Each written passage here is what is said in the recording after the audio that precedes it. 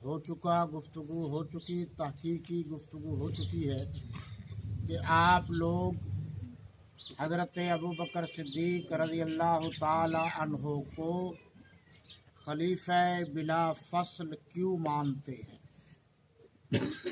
इसके बहुत से जवाबात हैं। हमारे दोनों बुजुर्गों ने कुरान मुक़द्दस से इसका जवाब दे दिया है, यानी सूरह तौबा की आयत नंबर 10 में यही है कि हुजूर सल्लल्लाहु अलैहि वसल्लम के बाद सबसे ज़्यादा मकाम सिर्फ़ और सिर्फ हज़रत अबू बकर सिद्दीक़ रज़ी अल्लाह अन्हो का है। और हुमा की ज़मीर ने बता दिया है कि अल्लाह के नबी और उसके बाद सिद्दीक़ अकबर यानी नबी और सिद्दीक़ के अलावा और कोई गार में मौजूद नहीं था। जब कोई मौजूद नहीं था, नबी ने जिसको अपना रफ़ीक चुना अल्लाह के हुक्म से, और वो 3 दिन या 3 रातें गार में रहे, ये अलामत है इस बात की कि जिसने नबूवत के बाद इस उम्मत का वारिस बनना था, अल्लाह ने इस इम्तिहान से उनको गुजारा है। इसलिए भी आप खलीफा बिला फसल है। हज़रत मौलाना अल्लामा शबीर अहमद उस्मानी रहमतुल्लाह अलैह ने अपनी तफसीर में लिखा है, सूरह फतह की आखिरी आयत मुहम्मदुर रसूलुल्लाह सल्लल्लाहु अलैहि वसल्लम वल्लज़ीना मअहू अशिद्दाउ अलल कुफ़्फ़ार रुहमाउ बैनहुम तराहुम रुक्कन सुज्जदन यब्तगून। वल्लज़ीना मअहू से मुराद बितरतीब हज़रत अबू बकर रज़ी अल्लाह ताला अन्हु की खिलाफत है। ये खिलाफत की तरतीब भी कुरान से साबित है। खिलाफत की तरतीब कि मुसलमानों का हुजूर सल्लल्लाहु अलैहि वसल्लम के बाद पहला खलीफा अमीरुल मोमिनीन हुजूर के मुसल्ले का वारिस, आपके तदब्बर, तफक्कुर, मिशन और काज का वारिस, और हुजूर के तरके का वारिस, जायदाद का वारिस जो सिर्फ इल्मी होती है, इन सब के वारिस हजरत अबू बकर सिद्दीक हैं रज़ी अल्लाह। वल्लज़ी जाअ बिस्सिद्क़ि वसद्दक़ बिह से मुराद भी हजरत अबू बकर सिद्दीक हैं रज़ी अल्लाह ताला अन्हु। कुरान में यही बताया। हुजूर का फरमान अभी आपने सुना, मुरू अबा बकरन फलयुसल्लि बिन्नास। फिर फरमाया अरहम उम्मती बि उम्मती अबू बकर। दूसरी जगह फरमाया अल अबू बकर फिल जन्ना वल उमर फिल जन्ना वल उस्मान फिल जन्ना वल अली फिल जन्ना। जहाँ फरमाया हजरत अबू बकर सिद्दीक रज़ी अल्लाह अन्हु का पहले नाम लिया, अपनी जिंदगी पर मुसल्ले पर भी खड़ा किया, सबने पीछे नमाजें पढ़ी। एक नमाज नहीं है जो हजरत अली अल मुर्तज़ा ने हजरत अबू बकर सिद्दीक के पीछे न पढ़ी हो, अलहदा पढ़ी हो। सब सहाबा किराम ने पीछे नमाजें पढ़ी हैं। हजरत इब्ने अब्बास ने भी पढ़ी है, हजरत अब्बास ने भी पढ़ी है। और पूरी जिंदगी 2.25 साल हजरत अबू बकर सिद्दीक रज़ी अल्लाह अन्हु की खिलाफत है। 10.5 साल हजरत फारूक आजम रज़ी अल्लाह अन्हु की खिलाफत है। और 12.5 साल हजरत उस्मान गनी रज़ी अल्लाह अन्हु की खिलाफत है। 4.5 साल, 4.25 साल हजरत अली रज़ी अल्लाह अन्हु की खिलाफत है। आप बताइए, इस खिलाफत के दौरान कभी हजरत अली अल मुर्तज़ा रज़ी अल्लाह अन्हु ने यह फरमाया हो कि खलीफा बिला फसल या पहली खिलाफत का हक मेरा था, किसी ने मुझसे छीन लिया। पूरी जिंदगी में जो उनकी 63 साल उम्र है, कभी उन्होंने नहीं कहा। फिर उनके बाद हजरत हसन ने नहीं कहा, हजरत हुसैन ने नहीं कहा, मोहम्मद बाकर ने नहीं कहा, जाफर सादिक ने नहीं कहा, मूसा काजम ने नहीं कहा, अली रजा ने नहीं कहा, मोहम्मद तकी अली नकी तक किसी ने नहीं कहा। قرآن میں بھی یہی ملا کہ پہلا خلیفہ حضرت ابو بکر صدیق ہے رضی اللہ عنہ. احادیث متواترہ سے بھی یہی ملا کہ پہلے خلیفہ حضرت ابو بکر صدیق ہے. امت کا اجماع بھی اسی بات پر ہے کہ پہلے خلیفہ حضرت ابو بکر صدیق ہیں. صحابہ کرام کا اجماع بھی اسی بات پر ہے کہ پہلے خلیفہ حضرت ابو بکر صدیق ہیں. اہل بیت کا اجماع بھی اسی بات پر ہے کہ پہلے خلیفہ حضرت ابو بکر صدیق ہیں. اور آپ بتائیں کہ زمینی حقائق اور تاریخ بھی یہی بتاتی ہے کہ اللہ کے نبی کے بعد پوری امت مسلمہ کا پہلا وارث، نبی کا پہلا غلام، نبوت کے بعد امت کا پہلا امام، پہلا خطیب اور پہلا قرآن کا مفسر بعد از نبوت حضرت ابو بکر صدیق ہے رضی اللہ عنہ. زمینی حقائق کو بھی تسلیم نہیں کرتے.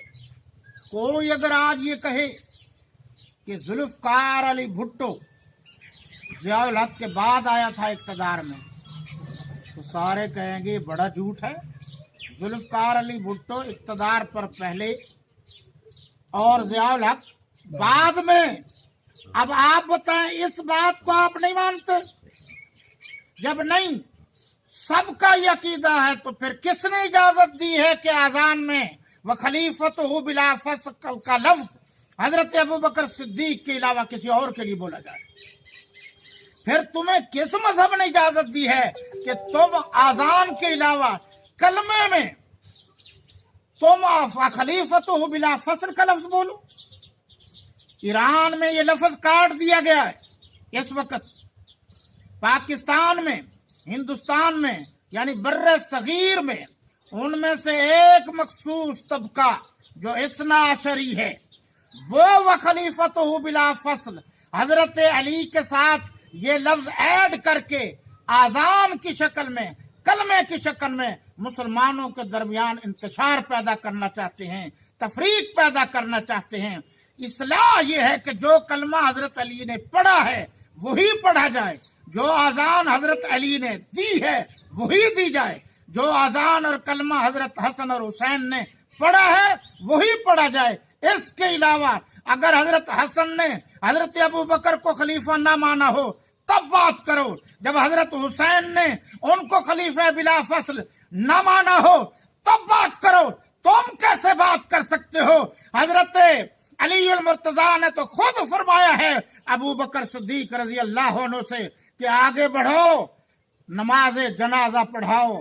اور یہ جو فوت ہوئی تھی یہ حضور کی چھوٹی بیٹی تھی، حضرت علی کی بیوی تھی، حضرت حسن حسین کی والدہ ماجدہ تھی. تو حضرت علی المرتضیٰ کو خود صدیق اکبر رضی اللہ عنہ نے فرمایا کہ آپ آگے بڑھیں، آپ جنازہ پڑھائیں. حضرت علی المرتضیٰ نے ایک تاریخی لفظ کہا، جملہ فرمایا انت امامنا فی الدنیا والآخرہ، آپ ہمارے دنیا کے بھی امام ہیں، آخرت کے بھی امام ہیں.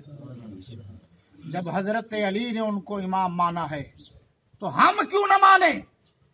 جب حضرت علی نے ان کو پہلا خلیفہ بلا فصل مانا ہے تو ہم کیوں نہ مانیں؟ حضرت حسن نے ان کو پہلا خلیفہ مانا ہے، ہم کیوں نہ مانیں؟ حضرت حسین نے خلیفہ مانا ہے، ہم کیوں نہ مانیں؟ دنیا کی کوئی طاقت الٹی بھی لٹک جائے تو صدیق اکبر رضی اللہ عنہ پہلے خلیفہ تھا، ہے، اور جب تک یہ معرض وجود میں ہے کائنات رہے گا. اس کی جگہ پر جو آنے کی کوشش کرے گا وہ اسلام سے خارج ہو جائے گا. صرف صدیق اکبر کو صحابی ماننا ضروری نہیں، خلیفہ بلا فصل ماننا بھی ضروری ہے. ابھی مولانا نے بڑی اچھی باتیں کی کہ جو صحابہ کرام کا انکار کرتا ہے وہ دراصل قرآن کا انکار کرتا ہے. اولئک هم الراشدون ہے، اولئک هم الفائزون ہے، اولئک هم المفلحون ہے. آپ خود سوچئے، اولئک جمع ہم جمع ہے، راشدون جمع ہے، مفلحون جمع ہے، فائزون جمع ہے، رضی اللہ عنہم کی ضمیر جمع ہے، ورضو جمع ہے.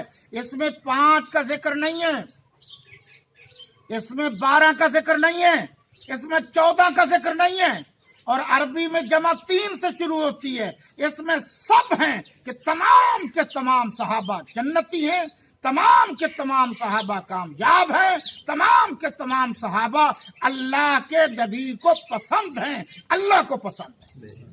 اس لیے آپ سے درخواست ہے، اپنی اولاد کو بھی بتاؤ کہ مسلمانوں کا پہلا خلیفہ کون ہے، مسلمانوں کا پہلا خلیفہ کون ہے، مسلمانوں کا دوسرا خلیفہ کون ہے، مسلمانوں کا تیسرا خلیفہ کون ہے، مسلمانوں کا چوتھا خلیفہ کون ہے.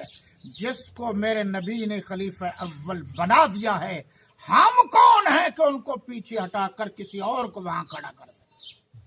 اس لیے ان چیزوں پر آپ عمل کریں گے تو انشاءاللہ بڑا فائدہ ہوگا.